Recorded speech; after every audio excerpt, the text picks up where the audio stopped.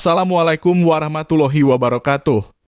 Kisah Nabi Zakaria alaihi salam mengasuh Maryam ibunda Nabi Isa di mihrab. Dalam sejarah Islam, dari 25 nabi dan rasul yang wajib diimani, tersebutlah salah satu di antaranya bernama Zakaria. Nabi Zakaria Allah takdirkan sebagai orang yang menjaga dan memelihara Maryam dari kecil hingga tumbuh dewasa. Nabi Zakaria alaihi salam adalah sosok yang menjaga, mengasuh, dan merawat Maryam. Beliau merawat dan menjaga Maryam bersama istrinya.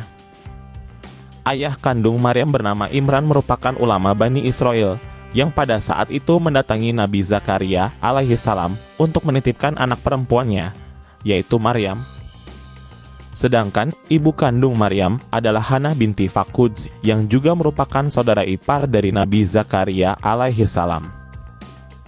Maryam diasuh dan dirawat oleh Nabi Zakaria dan istrinya sejak Maryam masih kecil.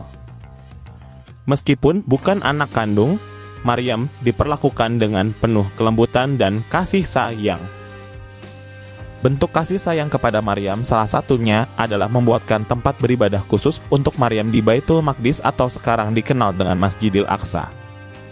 Ruang khusus untuk Maryam melakukan ibadah yang dibuatkan oleh Nabi Zakaria alaihi salam bernama mihrab.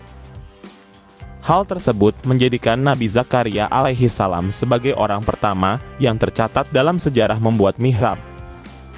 Pada saat kehadiran Maryam di keluarga kecil Nabi Zakaria, waktu itu Nabi Zakaria alaihi salam masih belum memiliki keturunan dari hasil pernikahannya dengan Aliyah Bik. Itulah salah satu alasan mengapa Nabi Zakaria alaihi salam dan istrinya sangat senang dengan kehadiran Maryam dan memperlakukannya layaknya anak kandung sendiri. Undian untuk memelihara Maryam. Untuk menentukan siapakah yang berhak memelihara Maryam, maka diadakanlah undian untuk menentukan hak pengasuhan atas Maryam saat itu.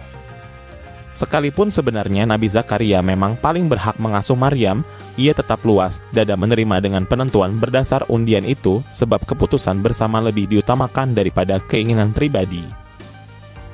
Undian tersebut dilakukan dengan melemparkan pena mereka ke dalam kolam, bukan sembarang pena. Sebab pena ini yang digunakan untuk menulis wahyu saat itu. Kemudian, seorang pemuda belia, secara acak tentunya, diperintah Nabi Zakaria untuk mengambil salah satu pena yang berada di dalam kolam. Tanpa kesengajaan, pena yang diambil pemuda itu ternyata adalah milik Nabi Zakaria. Hasil undian ini tidak memuaskan para jamaah sehingga mereka bersepakat untuk melakukan undian kedua kalinya. Nabi Zakaria menerima saja dengan keputusan itu.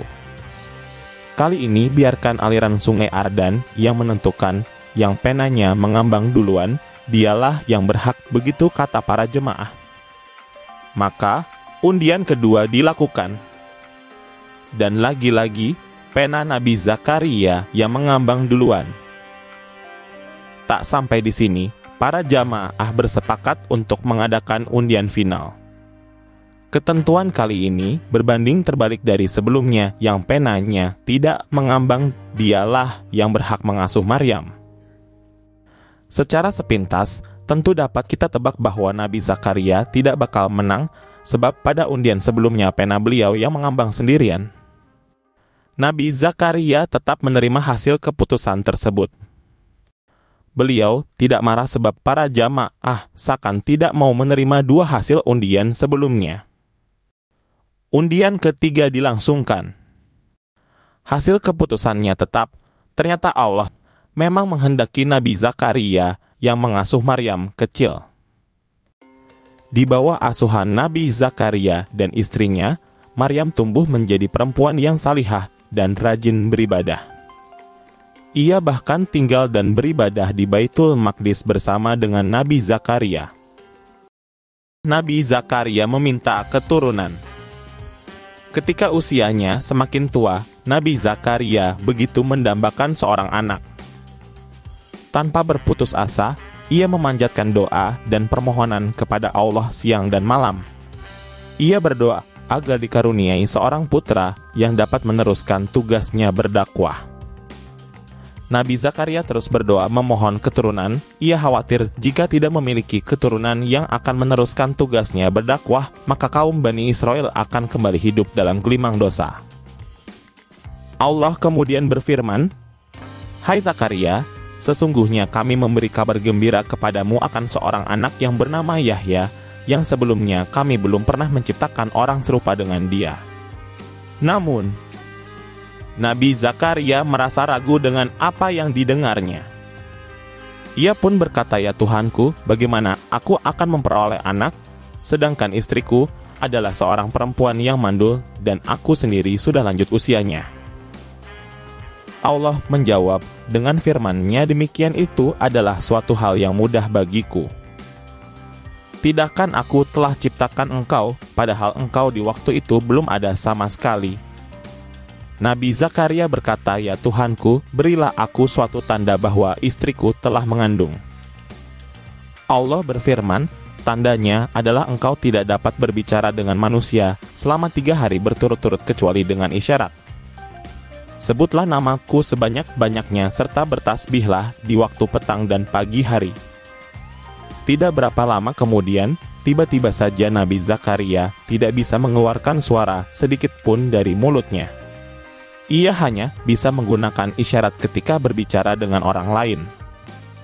Tentu saja hal ini membuat Nabi Zakaria senang, karena itu tanda sebentar lagi ia akan dikaruniai seorang anak. Istri Nabi Zakaria kemudian mengandung. Setelah 9 bulan, akhirnya istri Nabi Zakaria melahirkan seorang bayi laki-laki. Bayi tersebut diberi nama Yahya. Setelah dewasa, Yahya sering mengikuti ayahnya berdakwah, dan sampai akhirnya Yahya diangkat Allah menjadi nabi dan rasul. Mujizat Nabi Zakaria. Mujizat terbesar Nabi Zakaria adalah dikaruniai seorang putra yang soleh bernama Yahya. Di usianya yang sudah senja, dan kelak Yahya ini menjadi seorang nabi dan rasul. Sedangkan istrinya adalah seorang yang mandul.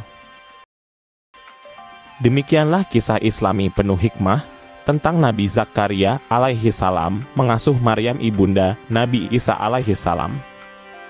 Bila video ini bermanfaat, jangan lupa dukung channel ini dengan cara klik like, subscribe, dan juga tekan tanda loncengnya, serta bagikan ke kerabat Anda atau siapapun, agar tidak ketinggalan video-video terbaru dari channel ini. Demikianlah. Assalamualaikum warahmatullahi wabarakatuh.